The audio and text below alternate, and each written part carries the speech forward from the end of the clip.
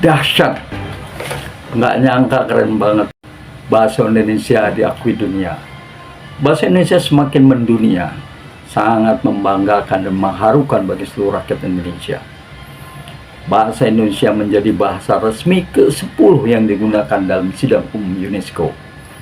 Menteri Pendidikan Dasar dan Menengah Abdul Muti untuk pertama kalinya berpidato menggunakan bahasa Indonesia dalam sidang umum ke-43 UNESCO yang digelar di Uzbekistan pada Selasa 4 November 2025. Abdul Muti membacakan pidatonya menggunakan bahasa Indonesia. Dan ini keren banget. Dalam pidatonya Abdul Muti memulainya dengan pantun dan mengakhirinya dengan pantun. Nah, mari kita simak pidato Menteri Pendidikan Dasar Menengah Republik Indonesia. Now, I will continue this statement in Bahasa Indonesia.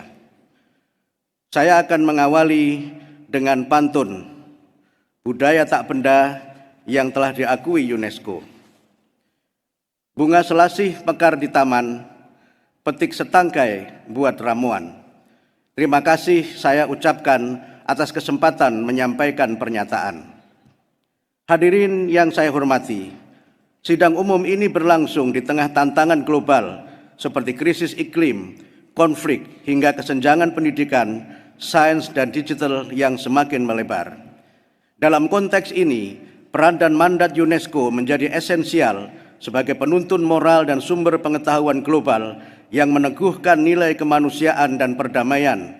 Untuk tujuan inilah, UNESCO harus menjadi kompas etika bagi peradaban dunia.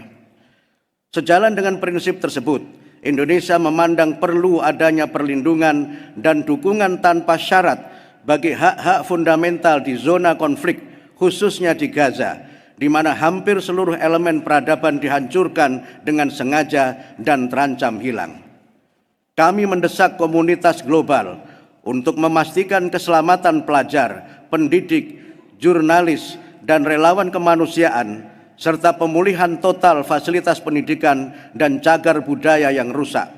Ini adalah pertaruhan martabat kemanusiaan yang harus kita menangkan. Yang mulia hadirin yang saya hormati, Indonesia percaya bahwa solusi atas tantangan global tidak semata-mata terletak pada kekuasaan atau ekonomi, tetapi pada manusia yang tercerahkan melalui pendidikan, sains, kebudayaan, serta komunikasi dan informasi yang membebaskan. Nilai-nilai mendasar inilah yang membawa kami pada penegasan bahwa pendidikan adalah hak dasar setiap anak dan tidak boleh ada satupun yang tertinggal.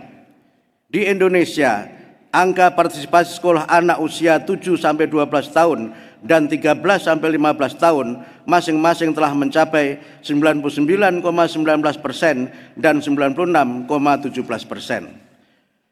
Kami baru saja mengeluarkan kebijakan pendidikan bermutu untuk semua sebagai pelaksanaan konstitusi dan asta-cita Bapak Presiden Prabowo Subianto, serta sebagai jalan menuju kemanusiaan yang adil dan beradab.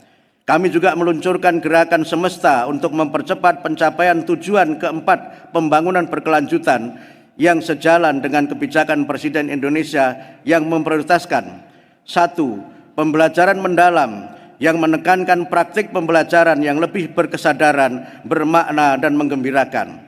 2. Pengenalan kecerdasan artifisial, coding, serta penguatan pendidikan karakter. 3. Peningkatan kapasitas dan kesejahteraan guru sebagai agen pembelajaran dan sebagai agen peradaban. 4. Pemenuhan gizi anak sekolah melalui program makan bergizi gratis. Dan 5. Pengembangan sekolah rakyat bagi anak-anak dari keluarga miskin. Selain itu, Presiden Prabowo juga meluncurkan program digitalisasi pendidikan dan rumah pendidikan sebagai upaya memberikan layanan pendidikan bermutu bagi anak-anak di daerah terpencil. Yang mulia hadirin yang saya hormati, sebagai negara yang memiliki keragaman hayati dan geologi, Indonesia secara aktif memperkuat kapasitasnya dalam bidang sains melalui berbagai program UNESCO seperti Manusia dan Biosfer, Global Geopark, dan Situs Warisan Dunia. Pada tahun 2024, Indonesia menjadi tuan rumah Forum Air Dunia ke-10 yang menekankan pentingnya air sebagai sumber daya fundamental bagi kesejahteraan bersama. Indonesia terus mengembangkan kebijakan open science dan mendukung upaya UNESCO dalam penerapan etika kecerdasan artifisial agar transformasi digital tetap berpihak pada manusia dan menghormati martabatnya. Indonesia juga meyakini bahwa kebudayaan adalah jiwa kemanusiaan dan fondasi perdamaian. Kami berkomitmen untuk terus melindungi dan memajukan keberagaman melalui program pelestarian berbasis masyarakat dan pendidikan warisan budaya. Kami juga berkomitmen menjadikan kebudayaan sebagai penggerak pembangunan berkelanjutan. Dalam kaitan ini, Indonesia sedang mempersiapkan pencalonannya sebagai anggota Komite Antar Pemerintah Konvensi 2003 pada tahun 2025 dan mengharapkan dukungan dan negara-negara untuk mewujudkan komitmen kami. Indonesia juga mendukung penuh mandat UNESCO di bidang komunikasi dan informasi. Kami berkomitmen memperkuat perlindungan bagi keselamatan jurnalis serta memperluas literasi media dan informasi khususnya bagi kaum muda dan pelajar dengan mengintegrasikan program literasi digital di sekolah-sekolah. Hadirnya kami hormati, izinkan saya menggunakan kesempatan ini untuk mengucapkan terima kasih dan penghargaan kepada Madam Audrey Azoulay atas kepemimpinannya dalam memajukan misi UNESCO yang penuh tantangan. Indonesia berdiri bersama seluruh negara anggota untuk memperkuat UNESCO sebagai ruang kolaborasi global yang berlandaskan saling percaya, saling belajar, dan saling menghormati. Mari kita pastikan bahwa pendidikan menerangi, sains memberdayakan, kebudayaan menyatukan, dan informasi memerdekakan umat manusia. Samarkan menjadi pengingat bagi kita bahwa peradaban tumbuh ketika manusia saling berbagi pengetahuan dan menghormati perbedaan. Saya akhiri dengan pantun, dari Jakarta ke Samarkan, kota bersejarah nan menawan. Jika manusia bergandeng tangan, dunia indah penuh kedamaian.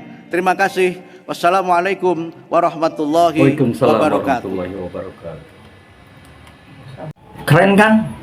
Ternyata bahasa Indonesia benar-benar sudah mendunia. Dan perlu saya infokan nih, sekarang ini ada 10 bahasa yang menjadi bahasa resmi di UNESCO.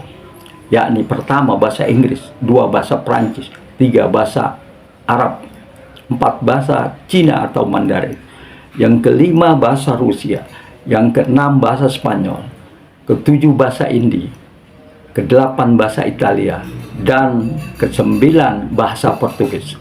Serta yang ke-10 adalah bahasa Indonesia. Selamat ya. Bahasa Indonesia adalah bahasa resmi UNESCO, yaitu bahasa ibu dari sekitar 275 juta orang di dunia. Dan merupakan bahasa kedua dari sekitar 100 juta orang. Bahasa ini juga termasuk yang populer di Timur Leste. Bahasa Indonesia ditetapkan sebagai bahasa resmi UNESCO pada tanggal 20 November 2023. Usulan Indonesia untuk menjadi bahasa Indonesia sebagai bahasa resmi UNESCO diajukan sejak tahun 2020. Pengakuan bahasa Indonesia sebagai bahasa resmi UNESCO merupakan tonggak sejarah bagi Indonesia. Sebagai bahasa resmi UNESCO, ini berakibat pada pentingnya pada meningkatnya citra dan reputasi Indonesia di dunia internasional, memperkuat posisi Indonesia dalam dunia pendidikan, sains, dan kebudayaan, mendorong perkembangan bahasa dan budaya Indonesia, memperluas akses masyarakat Indonesia terhadap informasi dan pengetahuan internasional. Dan yang lebih penting lagi, bahasa Indonesia akan lebih banyak digunakan dalam pertemuan-pertemuan internasional, dokumen-dokumen resmi, dan kegiatan-kegiatan lainnya yang diselenggarakan oleh UNESCO. Selamat ya, ternyata perjuangan mengajukan bahasa Indonesia tidak sia-sia untuk diakui sebagai bahasa resmi ke-10 UNESCO.